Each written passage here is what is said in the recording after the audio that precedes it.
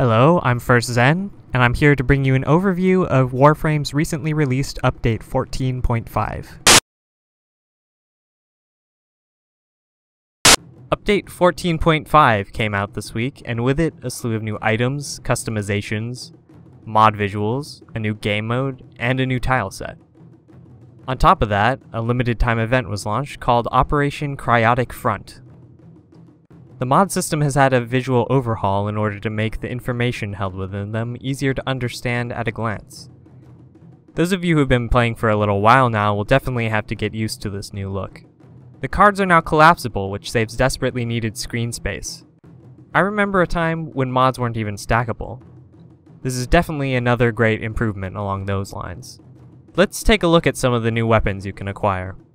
First, we have the Glaxion, a mean-looking Corpus Freeze Ray. It's a primary weapon that does innate cold damage and has a massive rate of fire. It can be acquired in the market for 175 plat or researched in the Corpus labs in the dojo. Next up is the Nucor, a nice companion to the Glaxion.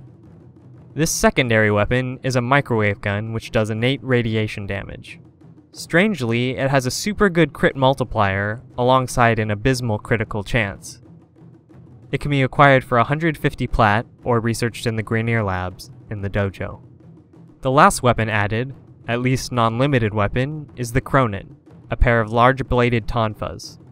These melee weapons have a whole new animation set to go along with them. They do primarily slash attack and have a massive slide attack damage bonus. They can be bought already assembled for 200 plat, or the blueprint can be bought for 100,000 credits in the marketplace. Now let's take a look at some of the customizations. First we have the two new color palettes, the Lotus Pack, which includes some nice shades of purple, blue, and gray, and the Xminus Pack, which includes various colors worn by your Xminus adversaries.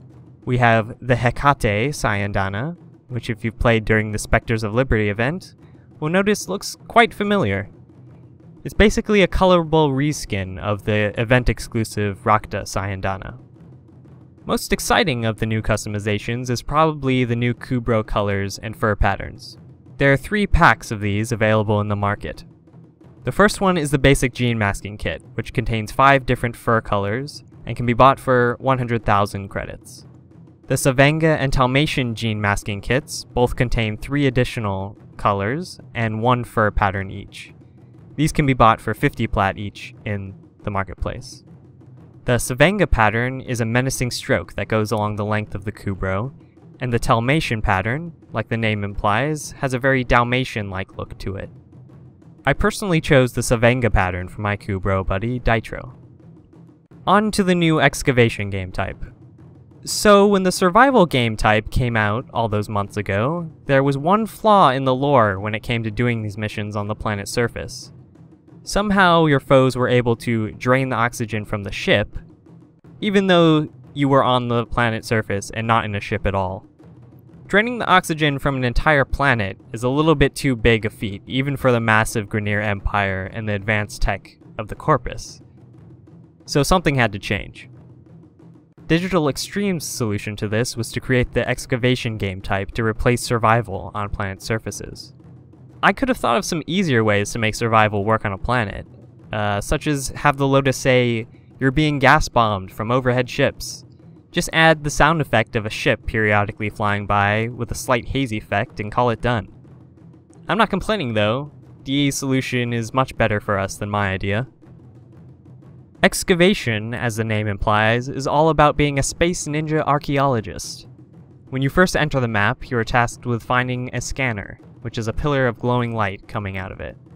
Once you find the scanner, you must supply it with energy cores that are dropped by a new enemy type called energy carriers.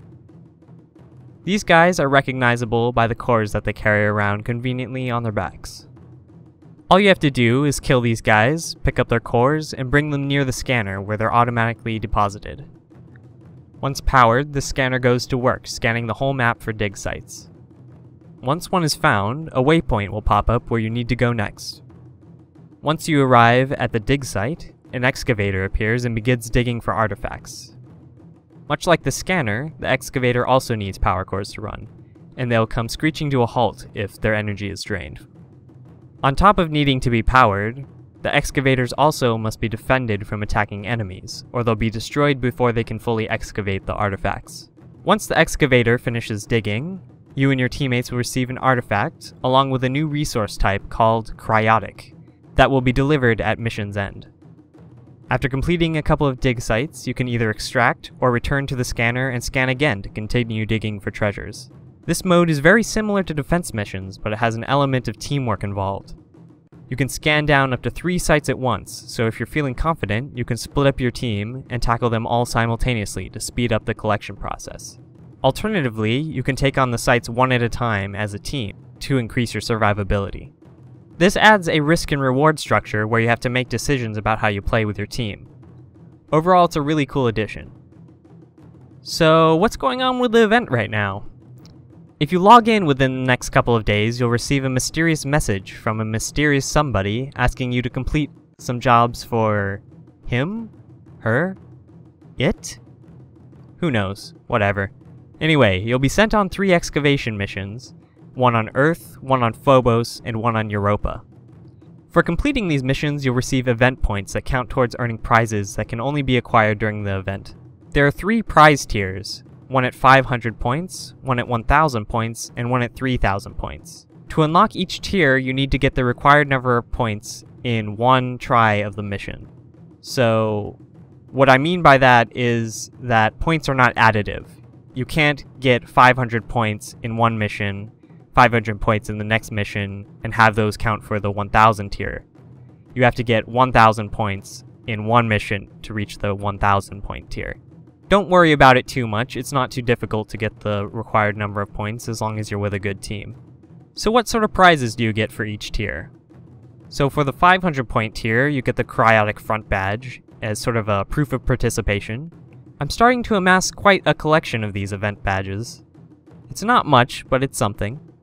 For the 1000 point tier, you get the Cryotic Mod Pack, which contains 4 mods that each add cold damage and status chance.